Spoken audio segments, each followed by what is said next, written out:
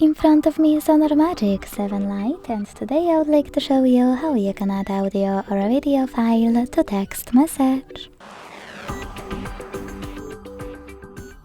Begin by launching messages and selecting or creating a chat.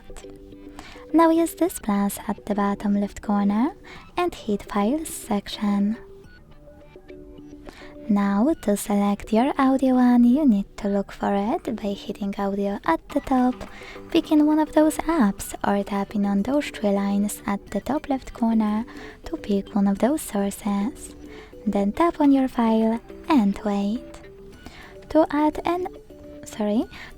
a video one, select this icon of a camera and the photo instead, and tap on your video here. If you can't find it though, you can always hit folders, look for it here, and tap on it to attach it. Thanks so much for watching. If you enjoyed this video, leave a like, comment and subscribe. Bye!